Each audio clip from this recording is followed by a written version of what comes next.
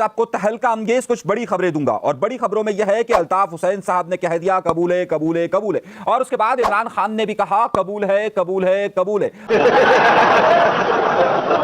آخر ان دونوں کی قبولیت کی وجہ کیا ہے اور کس لیے وجہ ہے، یہ بات سمجھنا بہت زیادہ ضروری ہے۔ اور ایک اہم بات یہ کہ آپ نے دیکھا انڈیا اور پاکستان کی جنگ میں کس طریقے سے میزائل لانچ کیے گئے، لیکن اب میزائل زمین سے زمین پر، زمین سے فضا پر، یا فضا سے زمین پر نہیں بلکہ خلا سے، چاند سے حملہ ہوگا، اور چاند سے حملہ اگر ہوا تو کون روکے گا؟ کیا خلائی مخلوق کے لیے سارا سلسلہ ہوگا؟ آج کے پروگرام میں ایک بڑی خبر یہ بھی شامل ہوگی، تو تفصیل کے ساتھ دیکھیے گا پروگرام کو۔ اور سب سے پہلی اور اہم خبر کی طرف چلتا ہوں، اور اہم خبر یہ ہے کہ کل سندھ کے وزیر داخلہ، کوئی معمولی نام نہیں، سندھ کا وزیر داخلہ کہ جس کے پاس پولیس ہے، جس کے پاس داخلہ کے تمام امن و امان کے معاملات ہیں، اس کے گھر کو جلا دیا جاتا ہے۔ پہلے قبضہ کیا جاتا ہے، پھر جلا دیا جاتا ہے۔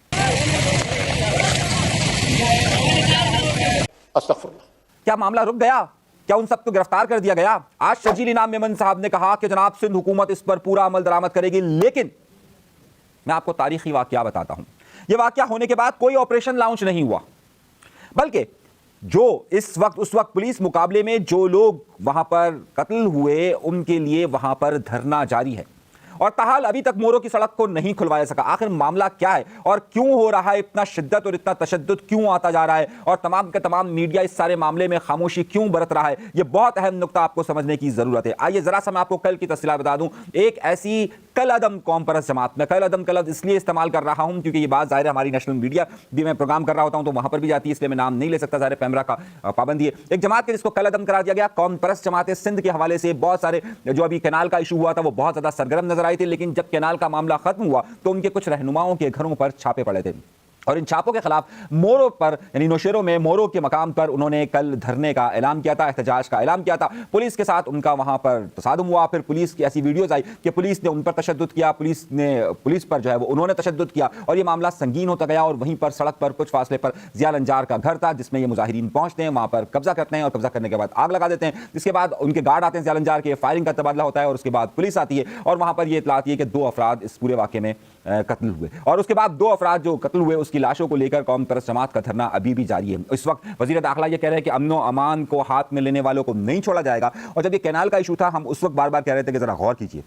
آپ جن لوگوں کو چھوٹ دے رہے اور آپ کہہ رہے ہیں یہ ہمارے لوگ ہیں، یہ ذرا ذہن میں رکھیے گا، اور پھر یہ معاملہ رکا نہیں، اور اس وقت یہ معاملہ اسی شدت کے ساتھ جاری ہے، اور ابھی تک نہ ان لوگوں کو ہٹایا جا سکا ہے وہاں سے، نہ ان کے ساتھ کوئی مذاکرات کیے جا سکیں، نہ سلسلہ ابھی تک ختم ہوا ہے۔ جب تک میں پروگرام ریکارڈ کر رہا ہوں وقت ہے اس وقت 4 بجے کا، اور 4 بجے ہم نے آپ کو ساری صورتحال سے آگاہ کر رہا ہوں۔ اب آئیے دوسری بڑی خبر کی طرف۔ دو بڑی خبر ہیں، اور 2 بڑی خبروں میں ایک بڑا اہم واقعہ آج رونما ہوتا ہے، اور افسوسناک واقعہ رونما ہوتا ہے، اور افسوسناک واقعہ یہ ہوتا ہے کہ خضدار میں ایک بچوں کے اسکول کی وین کے پاس ایک دھماکہ ہوتا ہے جس میں اب تک کی اطلاعات کے مطابق 4 بچے شہید ہو چکے ہیں، اور کل 6 افراد کی شہادت کی اطلاعات مل رہی ہے۔ اس وقت جو ساری صورتحال ہے، جو سارے معاملات ہیں، اس میں اہم نقطہ یہ ہے کہ اس وقت ظاہر ہے اس وقت یہ حملوں کا ہونا، اور آپ دیکھیے کہ تواتر کے ساتھ جب سے انڈیا کا معاملہ ہوا ہے اس کے بعد سے بلوچستان کے اندر اور خیبر پختونخوا کے اندر حملوں کا سلسلہ جاری ہے۔ جو اہم نقطہ ہے وہ یہ کہ یہ بس میں بچے شامل تھے، اور بچوں پر اس طرح کا اٹیک ہوا ہے۔ جو وہاں پر پولیس افسران ہیں ان کا کہنا یہ ہے کہ یہ بچے جو کینٹ ایریا ہے وہاں سے اسکول ایک ہے، اس کے وہاں سے بچوں کو لے کر آ رہا تھا اور اس پر دھماکہ ہوا۔ چاہے کینٹ میں ہو چاہے کہیں پر بھی ہو، بچوں پر حملہ کسی بھی طور پر قبول نہیں کیا جا سکتا، جس کی جو لڑائی جہاں پر لڑنا ہو وہ لڑے، لیکن بچوں پر حملہ افسوسناک اور شرمناک ہے۔ چاہے بچوں کا کیا قصور ہے اس میں، آپ بچوں کو اگر اس طریقے سے اگر کرتے ہیں تو پھر سارے ایک افسوسناک بات ہوتی ہے۔ لیکن اسی کے ساتھ ہی اگر آپ دیکھیے غزہ کے اندر بھی بچوں کے ساتھ کیا سلوک ہو رہا ہے، بچے وہاں پر فریادیں کر رہے ہیں۔ پاپ جو کہ عیسائی کیتھولک مسلک کے جو سب سے بڑا ڈیزگنیشن ہے، جو نئے پاپ آئے، انہوں نے باقاعدہ غزہ کے حوالے سے اپیل کی ہے۔ مسلمان ممالکوں کو اس وقت سوچنا چاہیے کہ آخر کیا معاملات ہیں۔ یہاں پر یہ جنگ و جدل کی صورتحال موجود ہے، اور دوسری طرف یہ صورتحال ہے کہ اسرائیل کے ساتھ مل کر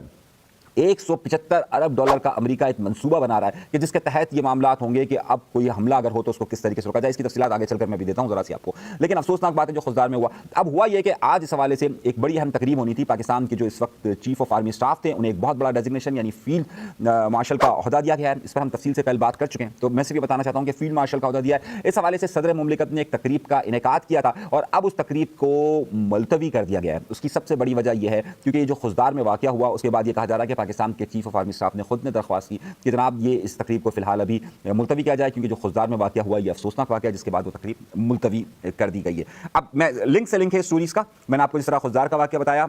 اس کے ساتھ لنک ہے یہ جو آج تقریب ہونی تھی اس میں، اور اسی سے لنک ہے دو بڑی خبریں یہ ہیں کہ آج کل ایک اہم معاملہ یہ ہوا کہ ظاہر کل یہ فیلڈ مارشل کا عہدہ دیا گیا، اور کچھ سیاسی شخصیات ایسی ہیں کہ جو اس وقت پسندیدگی کی لسٹ پر موجود نہیں ہے، یعنی کہ جنہیں پسند ظاہر نہیں کیا جاتا ہے پاکستان کے مقتدر حلقوں کی طرف سے، اور جن کے بارے میں کہا جا رہا ہے کہ جناب انہوں نے اسٹیبلشمنٹ کے حوالے سے جو اسٹیٹمنٹس ہیں ان کے کافی سخت اسٹیٹمنٹ آئے۔ اب اس صورتحال میں کچھ نئی چیزیں اور نئی تبدیلیاں رونما ہوئی ہے، اور نئی تبدیلیاں رونما یہ ہوئی ہے کہ الطاف حسین صاحب سے اس حوالے سے جو فیلڈ مارشل اس وقت عاصم منیر صاحب ہیں ان کو ویلکم کہا ہے۔ اب میں اس کی خبر کو میں کسی اور طریقے سے بتا رہا ہوں، ذرا سا خبر کو سمجھیے گا۔ اور اس کے ساتھ تحریک انصاف کے جو موجودہ چیئرمین ہیں بیرسٹر گوہر صاحب، انہوں نے بھی انہیں مبارکباد دی ہے۔ تو کیا دونوں کی طرف سے معاملات حل کی طرف جا رہے ہیں، یا دونوں کی طرف سے جو ہے وہ سافٹ کارنرز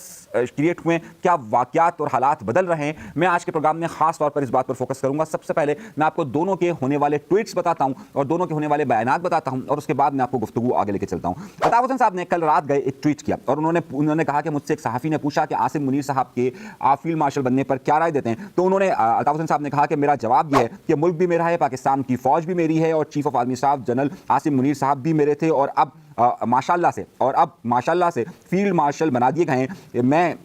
تو فیلڈ مارشل کی حیثیت سے بھی جنرل عاصم منیر صاحب میرے ہیں، یعنی کہ در حقیقت انہوں نے اپنے آپ کو مبارکباد دی ہے۔ تو بہت سارے لوگوں نے کہا کہ کیا یہ تناؤ کی کیفیت ختم ہو چکی ہے، اور اب کیا ان دونوں کے درمیان کوئی معاملات کی بات ہوئی ہے؟ میں ذرا سی اس پر بات کرتا ہوں، لیکن اس کے ساتھ ساتھ بیرسٹر گوہر صاحب کا اسٹیٹمنٹ بھی دیکھیے کہ بیرسٹر گوہر صاحب نے بھی یہ بیان دیا کہ جناب ہم جو ہے وہ چیف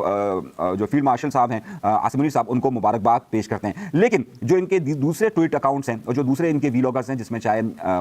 بہت سارے ان کے ویلاگرز ہیں جن کو ان کا ماؤتھ پیس کہا جاتا ہے، ان سب کی طرف سے کوئی بہتر جملوں کا استعمال نہیں ہوا ہے۔ لیکن اس میں ایک بڑی تبدیلی یہ رونما ہوئی ہے کہ عمران خان صاحب کا ایک ٹویٹ آیا ہے، اور عمران خان صاحب کا ٹویٹ نے جو ہے وہ بہت ساری چیزوں کو آگے بڑھایا ہے۔ اب عمران خان صاحب کا جو ٹویٹ ہے اسے بہت سارے لوگ اس بارے میں لے رہے ہیں۔ میں جب یہ پروگرام کر رہا ہوں اس میں تقریباً 9 گھنٹے پہلے یہ ٹویٹ آیا ہے۔ میں تمام پاکستانیوں کو بحیثیت قوم چوکس اور متحد رہنے کی اشد ضرورت ہے۔ نریندر مودی پاکستان پر حملے سے اپنی اندرونی ساکھ کو بڑھاوا دینا چاہتا ہے، اس کی مذموم عزائم ناکام ہو چکے ہیں۔ انہوں نے یہ بات کہی ہے، میں نے ہمیشہ کہا ہے کہ پاکستان کی خاطر آئین و قانون کی بحالی، عدلیہ کی آزادی اور ظلم کے خاتمے کے لیے جس کے پاس اختیار ہے، لفظ استعمال کیا ہے جس کے پاس اختیار ہے، اس سے بات کرنے کے لیے تیار ہوں۔ تو در حقیقت انہوں نے یہ اندیا دیا ہے کہ میں اس وقت کی جو پاکستان کی فوجی قیادت ہے اس کے ساتھ بات چیت کے لیے تیار ہوں۔ ظاہر اختیار کی انہوں نے لفظ استعمال کیا اور ظاہر اسی پر انہوں نے بات کی۔ اچھا، دوسرا انہوں نے جو ٹاپک کیا ہے، لیکن آگے چل کر انہوں نے بھی کچھ اسی طرح کی گفتگو کی ہے۔ اب مسئلہ کیا ہے؟ کیا یہ بیرسٹر گوہر کے بیان کو اور الطاف حسین صاحب کے بیان کو اور عمران خان صاحب کے بیانات کو کیا یہ سمجھا جائے کہ معاملات آگے کی طرف بڑھ رہے ہیں، اور کیا یہ معاملات بالکل ٹھیک ہو چکے ہیں؟ دیکھیے، الطاف حسین صاحب اپنی خواہشات کا اور اپنے خیالات کا اور اپنے فیوچر پلان کے حوالے سے کئی بار ڈسکس کر چکے ہیں، اور اس میں وہ بار بار یہ بات کہہ چکے ہیں کہ جناب ہم بات چیت کے لیے تیار ہیں اور ہم تمام معاملات کے لیے تیار ہیں۔ اچھا، سیم پی ٹی آئی بھی اسی بات کو دے چکی ہے، تو کیا اب دوسری طرف سے بھی اسی طرح کی قبولیت ہے تحریک انصاف کے لیے اور الطاف حسین صاحب کے لیے؟ تو ابھی تک کے جو ذرائع ہیں، جو سورسز یہ بتاتے ہیں کہ کیا یہ معاملات آگے یا سلولی آگے چلیں گے۔ دیکھیے، اس وقت آبزرویشن پروسیس ہے، اور اس سارے معاملات میں دونوں لوگوں کو آبزرو کیا جا رہا ہے کہ کیا واقعی میں کچھ تبدیلیاں رونما ہوئی ہے یا نہیں رہی، اور اس میں کیا تسلسل پایا جاتا ہے یا نہیں پایا جاتا۔ یہ تسلسل ہی آگے چل کر یہ بتائے گا کہ کیا سافٹ کارنرز کریٹ ہوئے وہ یا پھر نہیں ہوئے۔ تو ابھی کیونکہ دونوں کے بڑے انیشل اسٹیٹمنٹ ہے، فیلڈ مارشل کے حوالے سے MQM کا الطاف حسین صاحب کا ہو یا تحریک انصاف کا ہو، اب ان کی گفتگو اس طریقے سے کب تک جاری رہتی ہے، اور ظاہر ایک آبزرویشن کا پروسیس ہوتا ہے، اس آبزرویشن کے پروسیس کو پھر آگے چل کر کہیں نہ کہیں وہ سافٹ کارنرز کریٹ ہوتے ہیں یا پھر گفتگو کا سلسلہ شروع ہوتا ہے۔ تو اب دیکھنا یہ ہے کہ اس سارے معاملات میں یہ انیشل اسٹیج ہے۔ اس وقت ظاہر ہے جنرل عاصم منیر صاحب کا ایک بڑا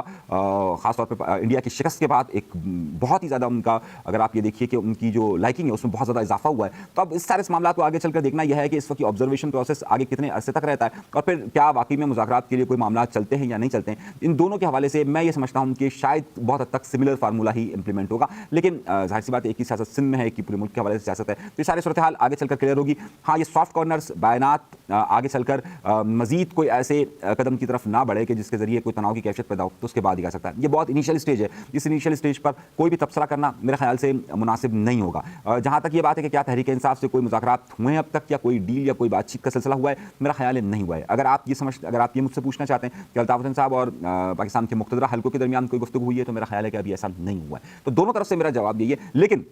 ظاہر سی بات ہے یہ آبزرویشن پروسیس ہے، اور آبزرویشن پروسیس میں جیسے جیسے چیزیں آگے بڑھتی جائیں گی، دونوں کے رویے اور دونوں کی چیزوں سے یہ گفتگو کا معاملہ جو ہے وہ آگے کی طرف بڑھے گا۔ اب آئیے آخر خبر کی طرف، دو خبریں آخر میں رہ گئی ہے۔ بہت زیادہ اس وقت کراچی کے اندر غصہ پایا جا رہا ہے۔ کراچی کے اندر غصے کی سب سے بڑی وجہ یہ ہے کہ اس وقت پورے شہر کے اندر سخت گرمی ہے، سخت گرمی پائی جا رہی ہے، بلکہ پورے سندھ کے اندر سخت گرمی ہے، لیکن خاص طور پہ کراچی میں کیونکہ KE ایک معاملہ دیکھتی ہے سارے کو، تو اب صورتحال یہاں یہ بن چکی ہے کہ 12 سے 16 گھنٹے کی لوڈ شیڈنگ ہو رہی ہے، اور عوام شدید پریشان ہے۔ مختلف سیاسی جماعتیں اپنے غصے کا اظہار کر رہی ہیں۔ اسی میں آج بڑی اہم بات کر دی ایم کیو ایم پاکستان نے، اور ایم کیو ایم پاکستان نے یہ موقف اختیار کیا ہے کہ جس طریقے سے پاکستان کی فوج نے رافیل گرایا ہے، اسی طریقے سے کے ای پر کو بھی گرایا جائے، جس طریقے سے انڈیا کو شکست دی ہے، اس طریقے سے یہاں پر ایک آپریشن شروع کر کے کے ای کے خلاف بھی آپریشن کیا جائے، اور کے ای کے، اور یہ جہاں تک جملہ ہوا ہے کہ کے ای کراچی والوں کے لیے شاید بھارت ہے کہ جو اس پر وہ ظلم اور بربریت رکھے ہوئے، اور باقاعدہ پاکستان کے فوج سے اور اسٹیبلشمنٹ سے کہا گیا کہ جناب آپ اس معاملے کو اب خود دیکھیں اور اس پر کوئی حملہ آور ہو۔ یہ ایک بڑا مطالبہ اور کہا گیا اس کے خلاف باقاعدہ آپریشن کیا جائے، جس طریقے سے انڈیا کے خلاف آپریشن کیا گیا۔ تو کیا کے ای کے ظلم و ستم سے یہاں کے لوگ بچ سکیں گے، نہیں بچ سکیں گے؟ ایک بہت بڑا بیان ہے کی طرف سے آنا، اور خاص طور پر اس کو بھارت کے ساتھ، رافیل کے ساتھ اس کو کنیکٹ کرنا، ایک بہت ہی سخت جملوں کا تبادلہ ہوا ہے۔ دیکھنا یہ ہے کہ یہ معاملہ کہاں جاتا ہے۔ اب آئیے آخری خبر کی طرف، جس کے لیے میں نے آپ سے کہا تھا، دیکھیے ابھی تک آپ نے دیکھا ہوگا زمین سے زمین پر مار کرنے والے، فضا سے فضا میں مار کرنے والے، فضا سے زمین پر مار کرنے والے، سمندر سے زمین پر مار کرنے والے، اور سمندر سے فضا پر مار کرنے والے میزائلز آئے۔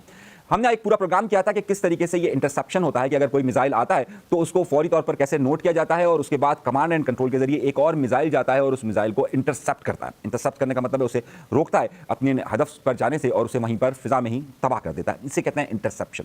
لیکن ایک نئی سوچ ڈیولپ ہوئی ہے، اور وہ نئی سوچ بہت ہی اہم ہے، اور وہ سوچ ہے کہ نہ زمین سے زمین پر حملہ ہو، نہ فضا سے زمین پر ہو، نہ سمندر سے فضا پہ ہو، بلکہ اگر حملہ ہو خلا سے۔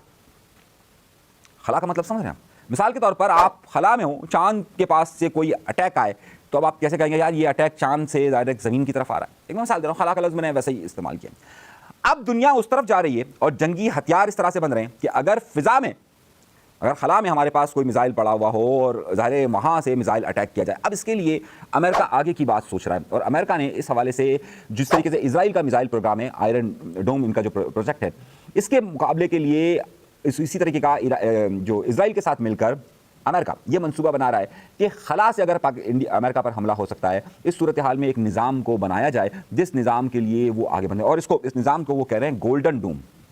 گولڈ آئرن ڈوم تھا، صحیح، یہ یہاں کہہ رہے ہیں گولڈن ڈوم۔ ایک ایسا سسٹم 175 ارب ڈالر سے بنایا جائے، اور خاص طور پر جو ٹرمپ نے یہ کہا ہے کہ ٹرمپ کا کہنا یہ ہے کہ ہمیں اس وقت خلا سے بھی حملہ ہو سکتا ہے، اور ہمیں اس کو زیادہ بہتر بنانے کی ضرورت ہے، اور اسرائیل کے ساتھ تعاون کے ذریعے وہ ایک پورا ایسا پروجیکٹ بنا رہا ہے کہ جس میں خلا سے اس کو روکا جا سکے۔ اچھا، امریکی اسپیس فورس جو ہے، یعنی اسپیس فورس، اسپیس کا مطلب ظاہر آپ سمجھ رہے ہیں، خلا سے اسپیس فورس جو ہے وہ باقاعدہ اس کا ایک ڈپارٹمنٹ موجود ہے، اور وہاں کے جو ان کے سینئر وائس ہیں ان سے یہ کہا گیا ہے کہ وہ اس کو لیڈ کریں گے، ایک بہت بڑے منصوبے کی طرف جا رہا ہے۔ اور ٹرمپ کا کہنا یہ ہے کہ 3 سال کے اندر ان کی مدت ختم ہونے سے پہلے یہ منصوبہ بن جائے گا۔ ابھی جو پاکستان انڈیا کی جنگ ہوئی ہے، اس نے بہت سارے لوگوں کی آنکھیں کھول دی ہے، اور آنکھیں اس حوالے سے کھول دی ہے کہ چین کے پاس جو ٹیکنالوجی ہے وہ یورپ اور امریکہ کی اور اسرائیل کی ٹیکنالوجی کو شکست دے رہی ہے۔ ایسی صورتحال میں کیا چین اس سے زیادہ آگے کے کوئی منصوبے بنا رہا ہے؟ کیا وہ خلا میں اپنے میزائل رکھ کر خلا سے حملے کرنے کا بھی سوچ سکتا ہے؟ یہ وہ سوچ ہے کہ جو اس وقت امریکیوں کو پریشان کر رہی ہے، اور اس کے لیے باقاعدہ اتنے بڑے منصوبے کا آغاز کیا جا رہا ہے۔ یہ